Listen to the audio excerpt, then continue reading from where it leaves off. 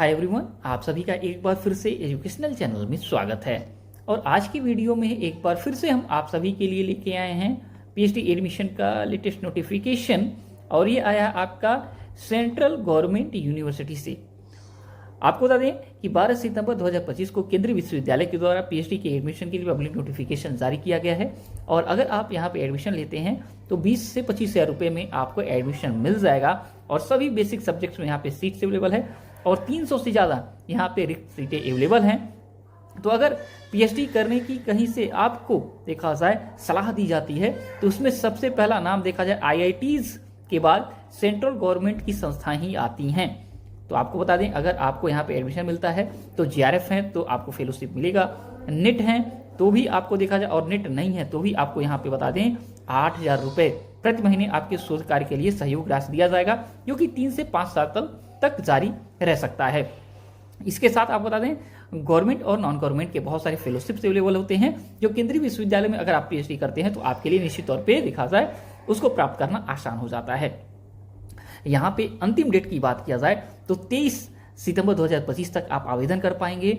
और एक सबसे इंपॉर्टेंट पॉइंट्स आपको यहाँ पे हम इंडिकेट करना चाहते हैं कि अगर राज्य के अंतर्गत लोक सेवा आयोग के द्वारा अगर भर्तियां होती हैं तो आपको बता दें नेट के आधार पे आप असिस्टेंट प्रोफेसर तो बन जाते हैं एग्जाम देके और प्लस आपका इंटरव्यू देके, ठीक है। लेकिन आपको बता दें बहुत सारे केंद्रीय विश्वविद्यालय हैं या राज्य के अंतर्गत संचालित होने वाले विश्वविद्यालय हैं, या जैसे कि डीयू आपका विश्वविद्यालय है, फेमस है, और इससे संबद्ध जो कॉलेजेस हैं उसमें जो भर्तियां होती हैं वो देखा जाए लोक सेवा आयोग की भर्तियों की तरह नहीं होती हैं। उसमें होता है आपके एपीआई स्कोर के आधार पर इंटरव्यू कंडक्ट कराया जाता है और फिर आपका सिलेक्शन होता है। तो अगर आपने नेट क्वालिफाई कर लिया तो भी ऐसे विश्वविद्यालय और संस्थाओं में भारत के देखा जाए आप असिस्टेंट प्रोफेसर बनना आपके लिए कठिन हो जाएगा। क्यों? क्योंकि जीआरएफ है तो भी 7 से 10 एपीआई स्कोर आपको दिया जाए, क्योंकि एपीआई स्कोर बेस्ड आपका देखा जाए इंटरव्यू होता है। नेट है तो 5 से 7 एपीआई और पीएचडी है तो 20 से 30 अंक का एपीआई आपको मिलता है। और विश्वविद्यालयों और कॉलेजों में अगर इंटरव्यू मोड से आपका सिलेक्शन होता है तो मिनिमम 50 एपीआई जनरल कैटेगरी के लिए और रिजर्व कैटेगरी से हैं 45 एपीआई आपका कम से कम होना चाहिए, तभी इंटरव्यू राउंड में आप जा पाते हैं। तो आप सोच लीजिए कि नेट जीआरएफ होके भी आपको लग रहा है कि हम असिस्टेंट प्रोफेसर बन जाएंगे, तो ऐसा नहीं है। कुछ संस्थाओं के लिए आप एलिजिबल हो जाएंगे, कुछ संस्थाओं के लिए आप नॉट एलिजिबल हो जाएंगे। तो आपको बता दें एपीआई स्कोर आपके देखा जाए UG, PG, NET, JRF, PhD के आधार पर बनता है और ये मैक्सिमम 100 मार्क्स का होता है। तो 100 मार्क्स में आपको सोच लीजिए अगर पीएचडी करते हैं तो कितना ज़्यादा एपीआई आपको मिलता है। आगे की बातें आगे आपके साथ होंगी, ज़रूरत पड़ेगा तो आपके लिए इस पे वीडियो भी हम बना देंगे। और यहाँ पे आप देख लीजिए सबसे पहले किन किन सब्जेक्ट्स में सीट्स अवेलेबल पीएचडी का। यहाँ पे लाइफ साइंस में अवेलेबल है, यहाँ पे इन्वायरमेंटल साइंस में, biotechnology, bioinformatics, computer science, mathematics, statics, physics, chemistry, geology, pharmacy, physical education, law, history, sociology, political science, English and आपके commerce, psychology and geography, education, journalism and mass communication and English, इन सभी subjects में seat available है। Category wise आप seat यहाँ पे देख सकते हैं और यहाँ पे टोटल नंबर ऑफ सीट देख रहे हैं 287 प्लस 18 आपका यहाँ पे सीट है।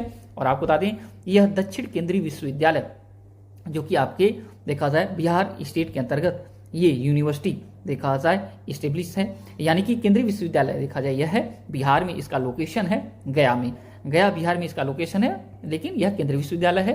और आपको बता दें यहाँ पे जो इंपॉर्टेंट डेट्स है तो 23 सितंबर तक आप आवेदन कर पाएंगे।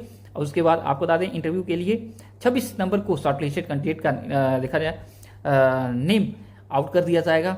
7 से 8 अक्टूबर के बीच में आपका इंटरव्यू कंडक्ट हो जाएगा।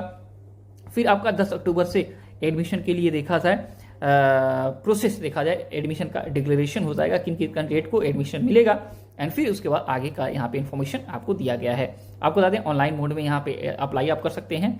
ऑफिशियल लिंक यहाँ पे है जो कि आपके डिस्क्रिप्शन बॉक्स में हमने दे दिया है, डायरेक्ट जाके आप अप्लाई कर सकते हैं। एप्लीकेशन फी देख सकते हैं 800 रुपये जनरल कैटेगरी के लिए और रिजर्व कैटेगरी के लिए 500 रुपये लगेगा, 500 लगेगा।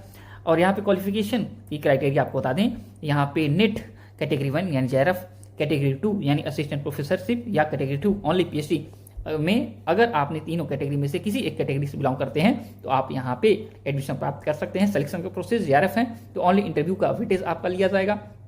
एंड अगर आप कैटेगरी 2 या कैटेगरी 3 से बिलोंग करते हैं यानी असिस्टेंट प्रोफेसरशिप और PhD ओनली कैटेगरी से बिलोंग करते हैं तो 70% आपका नीट का स्कोर और 30% आपका इंटरव्यू का मार्क्स देखा जाए जोड़ के आपका मेरिट तय किया जाएगा। इससे जुड़ा कोई भी क्वेश्चन आपको पूछना है पूछ सकते हैं। और जब तक नेक्स्ट वीडियो नेक्स्ट पे इतना नहीं लाते हैं, thanks for watching educational channel. आप सभी का दिन बहुत बहुत शुभ हो।